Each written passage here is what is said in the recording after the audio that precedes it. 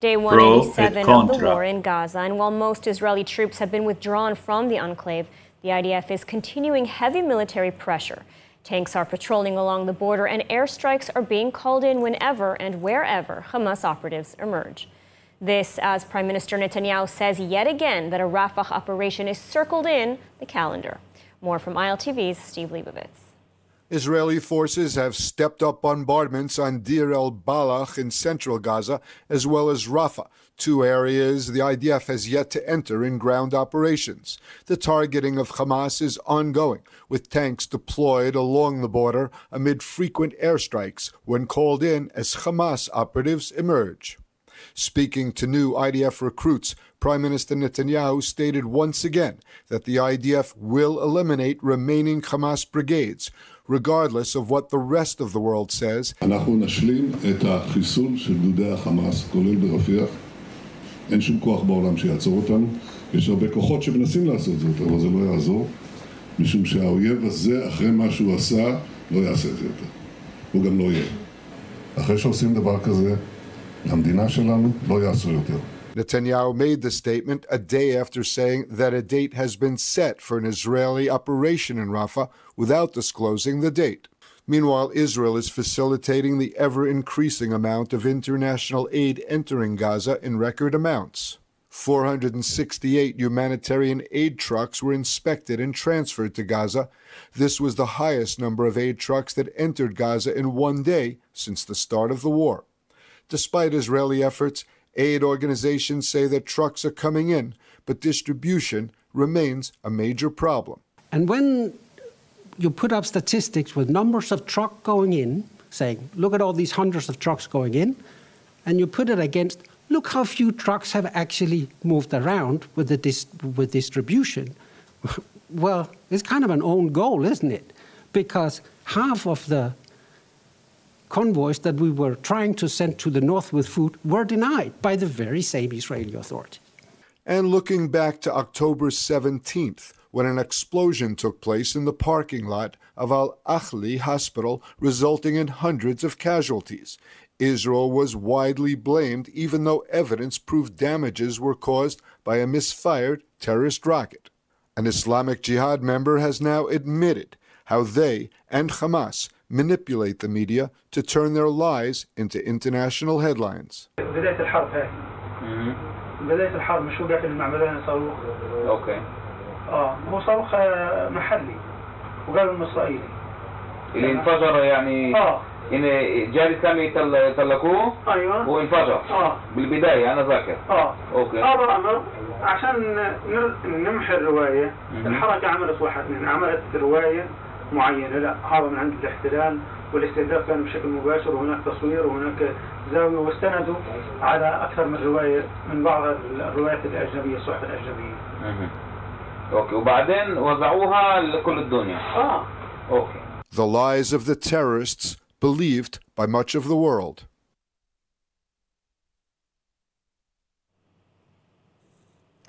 And U.S. President Joe Biden is urging Israel to call for a 6 to 8 week ceasefire in the war in Gaza. The White House insisted the comment did not mark a major shift in policy. But in his appeal to Israel, Biden did not mention Hamas or the potential deal for the release of the Israeli hostages. More on this from ILTV's William Sharon. So what I'm calling for is for the Israelis to just call for a ceasefire, allow for the next 6-8 weeks total access to all food and medicine going into the country. I've spoken with everyone from the Saudis to the Jordanians to the Egyptians. They're prepared to move in. They're prepared to move this food in. And I think there's no excuse to not provide for the medical and the food needs of those people. The White House insisted the comment made before last week's call between President Biden and Prime Minister Netanyahu did not mark a major shift in policy. Washington also announced that the meeting will take place in the coming weeks between Israeli and U.S. officials to discuss the planned IDF operation in the Gaza city of Rafah. The announcement seemed designed to push back at Prime Minister Netanyahu's announcement that Israel has already planned a date for the Rafah operation. No, we do not have a date for any RAFAH operation, at least one that's been communicated to us by the Israelis. On the contrary, what we have is an ongoing conversation with Israel about any RAFAH operation. The President's been very clear about our concerns, our deep concerns, about Israel's ability to move civilians out of harm's way. National Security Advisor Jake Sullivan praised Israel's willingness to let more aid into Gaza, but said it is not good enough. If you look at the last 2 days, there has been a substantial increase in the amount of aid going into Gaza. That's good. It is not good enough. We would like to see more action following through on what the Prime Minister has announced publicly, and we'd like to see that over the course of the next few days. And joining us now with more on the U.S. stance on the Gaza war and Washington's relations with Jerusalem is Aria Lightstone, former advisor to U.S. Ambassador to Israel and one of the leading architects behind the Abraham Accords. Thank you for joining us. Thank you for having me. So U.S. President Biden really taking the gloves off here. I mean, publicly criticizing Prime Minister Netanyahu. This is a new low in U.S.-Israel relations, isn't it? I don't think it's the lowest of the lows, but certainly it is a very challenging place. It's even more challenging in knowing that the war is not over, and there's a possibility of an inflamed war in the north with Iran openly and overtly threatening Israel. At this point in time, I don't know if it's the lowest low, but it's certainly the greatest abandonment of Israel by its chief ally, the United States of America. And it seems that the closer Israel gets to an operation in Rafah, the louder and harsher the Biden administration opposition. What do you make of this? And do you think Biden would really change U.S. policy when it comes to Israel? Well, I think the clear part is that there was this protester in Dearborn, Michigan, who was screaming death to America, death to Israel, and explaining that America is the most corrupt, horrific country in the world. The press secretary for President Biden was asked to condemn those comments, and she did not. This is the voter that President Biden is conducting his foreign policy based upon, and it should terrify every American. And, you know, from the Israeli side, will Netanyahu truly risk losing U.S. support and enter Rafah to eliminate Hamas? There are over 130 hostages. Unfortunately, many of them are not likely alive any longer. And residents of the South who won't return to their homes if Hamas is still in charge of Gaza. Prime Minister Netanyahu is primarily responsible to his own citizens. After that becomes their position of the allies. In this particular case, I don't think there's a lot of gray area. Prime Minister Netanyahu or Benny Gantz or Eisenkot or any member of the Israeli war cabinet is on the moral and ethical right. And the United States of America, led by Joe Biden, here is perumphering on an issue that should be pretty clear-cut. And, you know, you mentioned the hostages, and there is a deal on the table now. But yet, in looking back, right, every time a deal has been on the table, the U.S. publicly exerts pressure on Israel. You know, first with abstaining from the UN vote, and now Biden's interview calling for a ceasefire with no mention of the hostages. I mean, what do you make of this? If you were Hamas, why would you negotiate? The United States of America is doing it on your behalf. And when you don't realize that that is what is happening, or maybe they do realize that that is what is happening, how in the world are we going to get a ceasefire? I would like to make a comment. The whole theme of bring them home implies that this is on the Israeli government to be able to bring them home. The concept should be let my people go. The pressure needs to be on Hamas to deliver them. The Israeli government has said yes countless times. Hamas continues to say no. And the Western world is putting pressure on Israel. It's a perverse moral judgment. And, you know, so looking at the Biden administration overall, you know, since the start of the war, relations have been quite lofty, sometimes showing signs of support and then sometimes the opposite.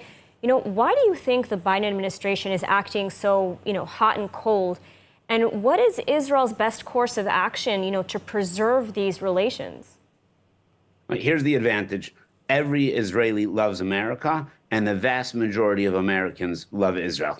There's right now a political challenge in America where President Biden is not looking at the polling of Americans. He's looking at the polling of a small subset in a state called Michigan and possibly also in Minnesota. And he's making a determination based upon 150 to 250,000 potential voters that he lost anyways based upon the electric vehicle mandates. They just don't realize that. And they're conducting foreign policy based upon trying to win a small sliver of American voters. The U.S.-Israel relationship is strong. The basis is there. The foundation is there, and it will withstand this horrific leadership. The question is, will other people who see this leadership going sideways call it out? I'd like to give special credit to Senator Fetterman and Congressman Torres for consistently doing that from the Democratic side. I can't tell you how many times Republicans were challenged everywhere they went. Do you accept or deny what President Trump did on issue A, B, or C? I don't know how Democrats can walk anywhere in the United States of America and not be asked politely, but not be asked, do you stand on the side of Hamas or do you stand on the side of Israel?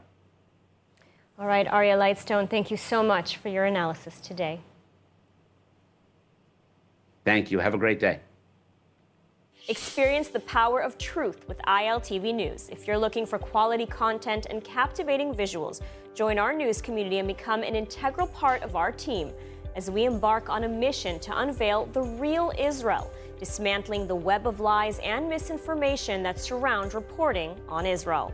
By subscribing to ILTV News, you will not only have access to the latest updates, but you will also amplify our message, creating a ripple effect that carries the truth far and wide. Subscribe today and help reshape the narrative. Available on the web, Android, and Apple. And hostage negotiations are ongoing in Cairo as mediators push the U.S. proposed plan. U.S. Secretary of State Antony Blinken said that the ball is in Hamas's court as the White House is desperately trying to reach a deal. ILTV's Deva Klein has the report. In the latest round of hostage negotiations, U.S. officials are pressuring both Israel and Qatar as the White House expressed much eagerness to come to a deal. We have an offer that's on the table now to Hamas that is very serious and should be accepted. Hamas could move forward with this immediately and get a ceasefire that would benefit people throughout Gaza, as well as, of course, get the hostages home. The newest conditions proposed by CIA Chief William Burns would see a 6-week ceasefire, the release of 900 Palestinian security prisoners convicted of murdering Israelis, and most importantly, an IDF withdrawal from the corridor between the northern and southern parts of the Gaza Strip, thus allowing Palestinians to return to the north.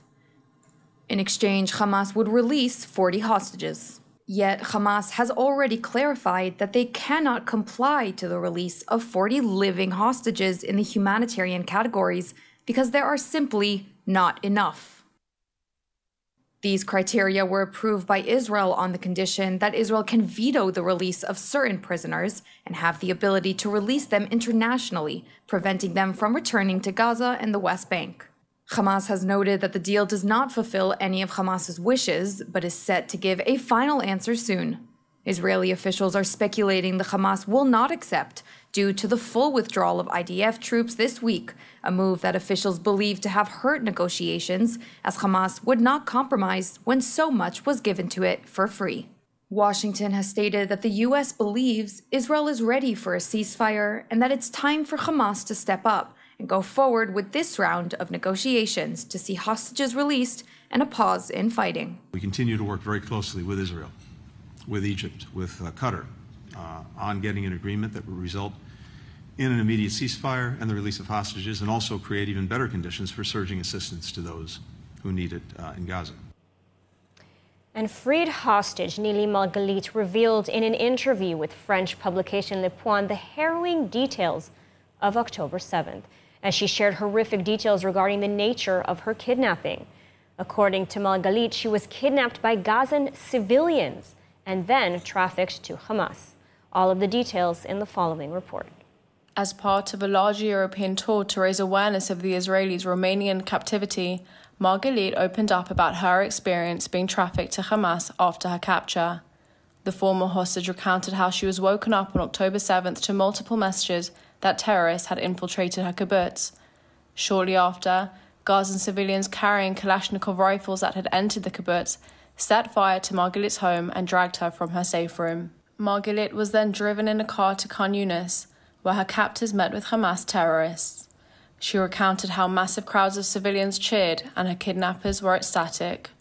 After arriving in Khan Yunis, negotiations with Hamas terrorists began for her price. After the payment was made, Hamas brutally took hold of Margalit and was immediately transferred to a tunnel with 10 other hostages. Many male hostages were heavily wounded after being dragged on motorcycle back, and using her medical experience, Margalit described how she tried helping the other hostages, some of which were also taken from Nir Oz. Margalit said that they had leaned on each other psychologically, describing the mental games that the Hamas captors would use. Nili Margalit, 41 years old from Nir Oz, is just one of the voices speaking up about her experience in Hamas captivity, further stressing the urgent need to free the remaining hostages as soon as possible. Thank you for watching, like and subscribe.